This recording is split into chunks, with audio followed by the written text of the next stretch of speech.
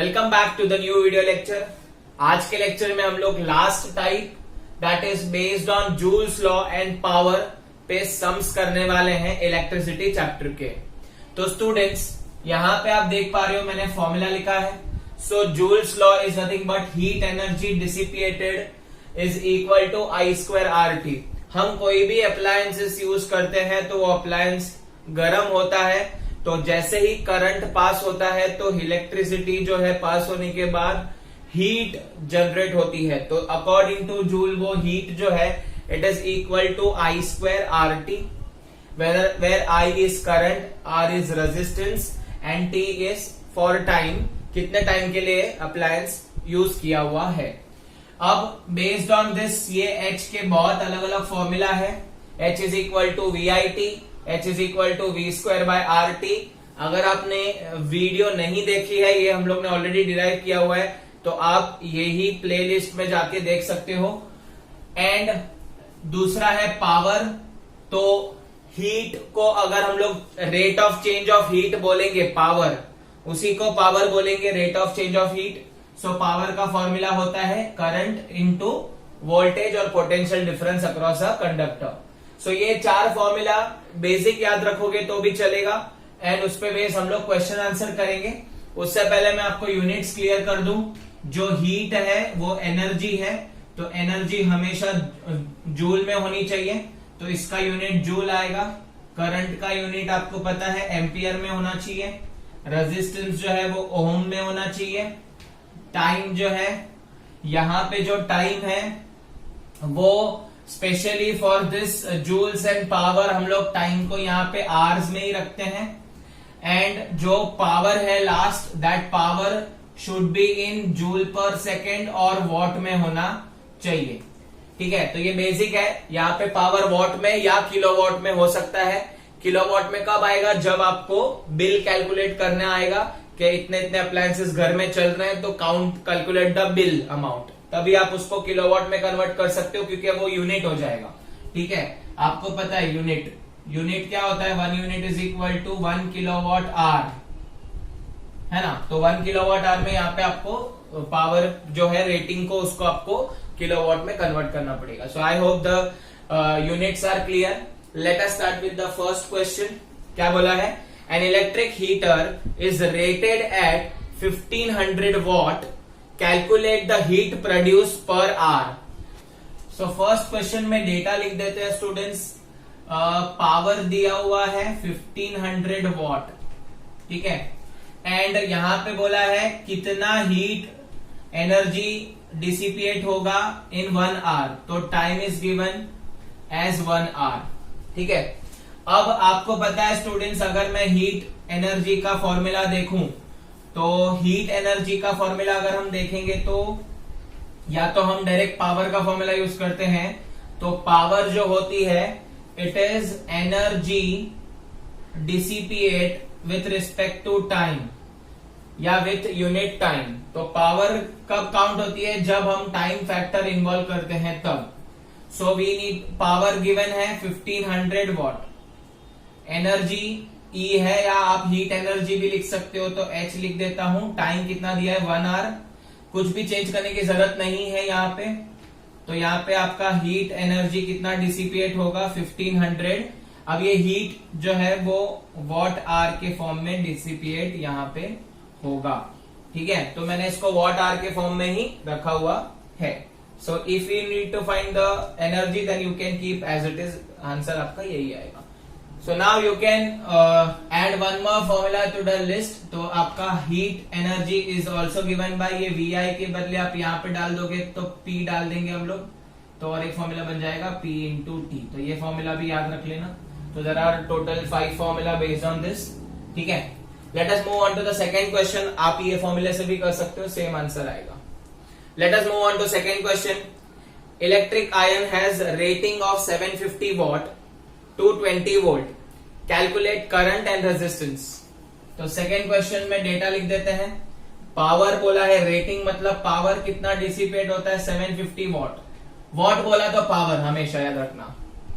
End voltage is also given, voltage is how much? 220 volt, ठीक है।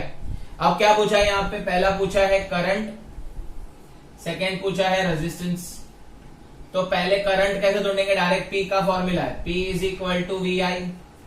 तो P है 750, V है 220 इंटू आई, तो 750 अपॉन 220 इज इक्वल टू आई, ये 0 0 कट हो जाएगा, I इज इक्वल टू ये आ जाएगा 22 3 पॉइंट आएगा 66 होगा, तो 66 के बाद आपका बचेगा 4 और 5 9 90, तो 22 4 तो 3.4 एम्पियर करंट इसमें से रिलीज होगा। ठीक है, now second they told us to find the resistance also. तो रेजिस्टेंस भी हम लोग कैसे निकालते हैं, देखो स्टूडेंट्स, आपके पास करंट है, आपके पास वोल्टेज है, तो V is equal to I R ले लेंगे। तो V is equal to I R, V है 220 into 3.4 sorry, V is equal to 220 is equal to I कितना मिला है 3.4 इंटू रेजिस्टेंस, तो 220 upon 3.4 is equal to resistance. Decimal shift कर देंगे तो 220 इधर एक जीरो और आ जाएगा, ये हो जाएगा 34 इज इक्वल टू आर। अब हम इसको रिड्यूस करेंगे तो इसका आधा 17 हो जाएगा, इसका आधा हो जाएगा 1100, so R will be equal to 1100 upon 17 is equal to, यहाँ पे आप इसका आंसर ओम में ढूंढ सकते हो। अगर चाहिए तो इसका आंसर हम लोग ढूंढ सकते हैं 17 6 ट्राई करके देखते हैं, 102 आएगा, हाँ चलेगा। तो ये 6 102 बचेगा 80, 17 5 चलेगा भाई, 85 होता नहीं चलेगा, 4 तो इसका आंसर आएगा 64 पॉइंट यहाँ पे 17 4 करेंगे तो 68, तो 80 12 बचेगा 120, 7 आएगा यहाँ पे, तो 64.7 ओम इज द करेक्ट आंसर। आप चेक कर लेना आपके हिसाब से भी राइट आंसर है कि नहीं है। Let us move on to third question. 3 an electric heater of resistance 8 ohm draws 15 ampere from the main supply in 2 hours. Find the rate of heat developed in the heater. अब यहाँ पे data लिख दिया, resistance 8 ohm है, current 15 ampere है, time 2 hours है, तो all are units are perfect. Rate of heat develop, अब यहाँ पे बच्चे गड़बड़ करते हैं, यहाँ पे हीट नहीं पूछा, rate of heat. Rate of heat मतलब हीट के साथ आपका टाइम इन्वॉल्व हो रहा है, तो हीट के साथ जब टाइम इन्वॉल्व होता है तब पावर काउंट होता है। तो हम लोग को यहाँ पे घुमा फिरा के बोला है, तो we need to find the power. यहाँ पे डायरेक्ट नहीं बोला, तो जब भी आपको रेट ऑफ हीट पूछेंगे तो always consider that you need to find the power. So हम लोग को पावर ढूंढना है, तो P का जो फॉर्मूला है आपका simple formula P is equal to V I है, बराबर। बट आप यहाँ पे देख सकते हो मेरे पास रेजिस्टेंस है, मेरे पास करंट है, can I find voltage, yes और नो? तो पहले मैं यूजिंग ओम्स लॉ करके वोल्टेज ढूंढ लेता हूँ। आप डायरेक्ट फॉर्मूला भी ले सकते हैं, यहाँ पे लिया हुआ है, पर यहाँ पे हम लोग V is equal to I R लेते हैं, बेटर पड़ेगा। So voltage we will be finding 8 into 15 हो जाएगा, तो 15 8 120 होगा, तो 120 वोल्टेज हो जाएगा। तो वोल्टेज मिल गया, अब पावर ढूंढेंगे, P is equal to 120 into 15, so P is equal to कितना हो जाएगा स्टूडेंट्स, 15 इंटू 12, तो 15 इंटू 10 कितना होगा 150 है, और 30 ऐड कर दो तो 180, तो 1800, तो 1800, सो 1800 पावर का यूनिट क्या होता है, पावर का यूनिट वॉट होता है, तो पावर इज 1800 वॉट। तो यहाँ पे हम लोग को पावर ढूंढने को बोला है, तो हम लोग ने ढूंढ लिया। रेट ऑफ हीट मतलब पावर, ओके। अगर सिर्फ हीट बोला है तो हीट का फॉर्मूला लगाएंगे, बट यहाँ पे पावर लगाएंगे formula. So I hope the things are clear. Third question एकदम इजी था।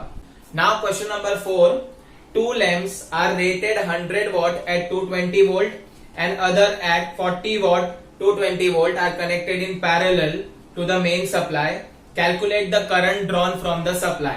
अब यहाँ पे स्टूडेंट्स दो हम लोग को दो अलग अलग लैंप दिए हुए हैं, तो दोनों का रेटिंग अलग अलग है, तो मैं लिख देता हूं। सो रेटिंग मतलब पावर दिया हुआ है। सो अगर हम लोग पहले लैंप की बात करें तो पावर 100 है, तो इसका पावर 100 वॉट है और इसका वोल्टेज 220 वोल्ट है। अब दूसरे वाले की बात करें तो दूसरे वाले का पावर है 40 वोल्ट और उसका वोल्टेज है 220 वोल्ट। ठीक है, अब हम लोग को बोला है ये पैरेलल में कनेक्टेड है, तो they are connected in parallel. Now tell me students, अगर पैरेलल में है तो करंट चेंज होगा कि करंट सेम रहेगा? Obviously if it is in parallel current change होगा, तो इसका करंट अलग होगा, इसमें से करंट अलग जाएगा, तो हम लोग को दोनों का अलग अलग करंट ढूंढ लेना पड़ेगा। यहाँ पे P1 V1 ले लेते हैं, इसको P2 V2 ले लेते हैं। सो पहले मैं बात कर लूंगा यहाँ पे करंट की, तो लैंप 1 के लिए बात करेंगे। So for lamp 1 formula is P1 is equal to V1 I1, तो P1 is 100, V1 is 220 into I1, तो I1 कितना आया स्टूडेंट्स? I1 आ जाएगा 100/220, 0 0 कट, इसका आधा 5, इसका आधा 11, इतना एम्पियर का करंट I1 में से पास होगा यहां से। अब हम बात करेंगे लैंप 2 की, दूसरे लैंप की। They are connected in parallel, तो करंट अलग होने वाला है। So P2 is equal to V2 I2, so power है इसका 40, V2 है 220 इंटू I2, है ना। सो यहाँ पे आ जाएगा 40/220 is equal to I2, 0 0 cut, इसका आधा 2, इसका आधा 11, तो I2 आ गया 2/11 एम्पियर। अब हमको पूछा है टोटल करंट कितना जाएगा, तो total current lamp 1 plus lamp 2 का होगा, तो total current will be equal to I1 plus I2, that is 5/11 plus 2/11 is equal to 7/11 ampere. इसको आप डेसिमल में करना चाहते हो तो कर सकते हो। So I hope the question number 4 is also clear. अगर ये सीरीज में होते तो करंट सेम जाता, जितना लैंप 1 में से जाएगा उतना ही लैंप 2 में से जाएगा, तो वहां पे करंट का आंसर में ऐड नहीं होगा। But it is connected in parallel, so current इसमें से अलग, इसमें से अलग, टोटल करंट हम लोग को ऐड करना पड़ेगा। Fifth question, a house hold uses the following electric appliances. Refrigerator 400 what for 10 hours a day, मतलब रेफ्रिजरेटर है वो पावर कितना कंज्यूम कर रहा है? 400 वॉट, और 10 घंटा चलता है दिन का, 10 hours a day. Second appliance है 2 फैन 80 वोल्ट के, 2 लैंप्स 80 वॉट के फॉर 12 आवर्स अ डे। फिर है 6 बल्ब्स 80 वॉल्ट के फॉर 6 आवर्स अ डे। ये 12 आवर्स है, ये 6 आवर्स है। ओके, अब हम लोग को बोला है find the bill of month June, जिसमें कॉस्ट पर यूनिट इज ₹3। तो आपको मैंने यूनिट ऑलरेडी बता दिया था, यूनिट क्या होता है? 1 किलोवाट आवर। तो आप यहां पे ध्यान से देख सकते हो, यूनिट का कॉस्ट, एक यूनिट का कॉस्ट ₹3 है। तो टोटल आपको बिल निकालना है, तो सारे के सारे पावर रेटिंग्स को आपको किलोवाट आवर में कन्वर्ट करना पड़ेगा। तो व्हाट यू कैन डू, आप पहले सबका पावर रेटिंग जो है उसके हिसाब से आप पहले उनका एनर्जी निकाल लो कि कितना एनर्जी कंज्यूम होता है। तो late us start with refrigerator. तो एनर्जी कंज्यूम, अभी जैसे यहाँ पे हीट जो है वो भी एक एनर्जी है, ये भी एक एनर्जी है, तो एनर्जी का फॉर्मूला पावर इंटू टाइम होता है, कितना पावर कितने टाइम के लिए चालू था। जब हमारे घर का बिल आता है तो कितने टाइम के लिए आपने फैन चलाया, कितने टाइम के लिए लैंप चलाया, उस हिसाब से आपका बिल बढ़ता है। So energy consume by refrigerator, तो एनर्जी सपोज यहाँ पे मैं रेफ्रिजरेटर का RF लिखता हूं, पावर कितना है 400, कितने टाइम के लिए चालू था 10 आवर्स, तो इसका आंसर आएगा 4000 वॉट आवर। यहां पे मैं सबको पहले वॉट आवर में करूंगा, बाद में किलोवाट में कन्वर्ट करेंगे आराम से। तो रेफ्रिजरेटर का मेरे को पता चल गया कितना कंजम्पशन था। तो पहले आप हमेशा कंजम्पशन निकालो, एंड ऑब्वियसली ये क्वेश्चन बहुत इंपॉर्टेंट है, एग्जाम में बहुत बार आया है, इसको 5 स्टार मार्क कर सकते हो स्टूडेंट्स। सेकेंड, 2 लैंप है 80 वॉट के, तो एनर्जी कंज्यूम 2 लैंप है, तो 2 इंटू कितना एनर्जी लेते हैं 80, कितने टाइम के लिए चलते हैं 12 घंटे के लिए, तो 80 इंटू 24, ठीक है। सो ये आ जाएगा 1920 वॉट आवर। ठीक है, तो ये आ गया 1920 वॉट आवर। ठीक है, इसको मैं बाद में करता हूं कन्वर्ट किलोवाट में। थर्ड, 6 बल्ब हैं, तो बल्ब यहाँ पे लैंप की लिख देते हैं EL, यहाँ पे EB लिखते हैं बल्ब का, ताकि कंफ्यूजन ना हो। 6 बल्ब हैं, तो 6 इंटू एक बल्ब 18 वॉट, कितने घंटे के लिए चालू है? 6 घंटे के लिए। तो ये हो जाएगा आपका 18 इंटू 36, तो 36 इंटू 18 कर लेते हैं, 34, 3 A1 3 3 6 48, तो ये आ जाएगा 648 वॉट आवर। ठीक है, तो ये हो गया आपका सारे का सारा एनर्जी। रेफ्रिजरेटर का इतना एनर्जी यूज होता है, लैंप्स का इतना एंड बल्ब्स का इतना एनर्जी यूज होता है। अब टोटल एनर्जी लिख देंगे स्टूडेंट्स, तो टोटल एनर्जी कितना यूज हुआ? टोटल इज 4000 प्लस 1920 प्लस 648, तो 4000 प्लस 1920 आ जाएगा आपका 5920 प्लस 648 कर देंगे, तो 8651 6568, तो टोटल आएगा 6568 वॉट आवर का एनर्जी घर का यूज होता है। ये एक दिन का है पर आवर्स का, ये 1 डे का है। ठीक है, अब स्टूडेंट्स हम लोग को यहाँ पे बिल निकालना है, ये 1 डे का कंजम्पशन है, वो भी वॉट आवर में है। अब हम इसको क्या करेंगे स्टूडेंट्स, इसको हम किलोवाट आवर में भी कन्वर्ट करना बाकी है, और इसका टोटल मंथ का बिल कितना आएगा वो भी ढूंढना बाकी है। सो अब यहाँ पे मैं टोटल आपको बिल ढूंढ के देता हूं स्टूडेंट्स। तो टोटल कंजम्पशन है 6568, तो देखो यहां पे लिखेंगे, so total energy 6568 watt hour in a day, बराबर। अब जून महीने में कितने दिन होंगे? जनवरी, फरवरी, मार्च, अप्रैल, मई, जून, 30 डेज।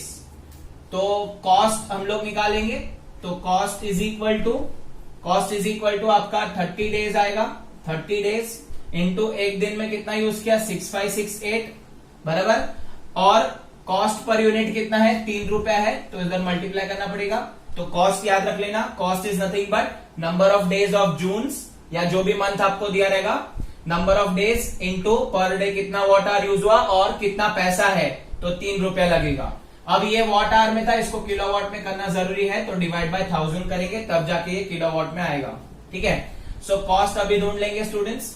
तो यहाँ पे आप पहले इसको सिंप्लीफाई कर लो, बाद में आप उसको 0 कट कर देता हूं पहले, तो 6568 इंटू 9 आ जाएगा अपॉन 100, बाद में डेसिमल शिफ्ट कर देना, तो cost is equal to 6568 into 9 करेंगे,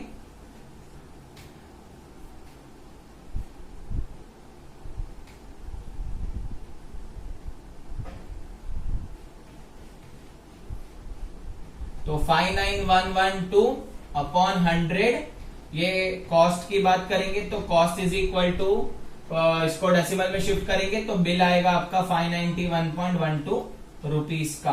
तो मैंने एक साथ ही किया हुआ स्टूडेंट्स, एक दिन का पहले हमने ढूंढ लिया, टोटल कर दिया, एक दिन का ढूंढ लिया, देन उसको 30 से मल्टीप्लाई किया क्योंकि जून मंथ का चाहिए था, और इंटू 3 रुपीज किया बिकॉज वो पर यूनिट 3 रुपीज ले रहे थे। तो कॉस्ट आपका आएगा 591.12 रुपीज। तो आपको जब भी ऐसे बिल निकालने का क्वेश्चन आएगा तब हमेशा पहले एनर्जी कितना यूज होता है वो लिख लेना, सबका एनर्जी टोटल कर देना, टोटल करने के बाद जो कॉस्ट है वो आपको number of days into total energy into units, 3 units है, डिवाइड बाय 1000 करना नहीं भूलना बिकॉज ये वॉट आवर में था और मोस्टली ये वॉट में ही दिया रहता है। अगर ये किलो वॉट में है तो आपको डिवाइड बाय 1000 नहीं करना पड़ेगा, डायरेक्ट आपको आंसर आएगा। सो आई होप आपको क्वेश्चन नंबर 5 भी समझा है। तो ये था numericals based on Joule's law and power. आप सिर्फ और सिर्फ फॉर्मूला याद रखो, बाकी इंपॉर्टेंट सम्स मैंने बता दिया है। ये वाला इंपॉर्टेंट है जो 4 मार्क्स के लिए आता है, इसके पहले वाले सम्स जो है वो 2 या 3 मार्क्स के लिए आ सकते हैं, which is based on the basic formula of heat and power. So I hope आपको ये वीडियो लेक्चर पसंद आया है। अगर आपको ये पसंद आया है तो प्लीज इसे लाइक करना ना भूलें, आपके दोस्तों को शेयर करें। ये सारे इंपॉर्टेंट सम्स जो है वो एग्जाम बेस्ड पे है, हम लोग ने इजीली इसको आपके सामने लाया है पूरा कैलकुलेटिव वर्क करके।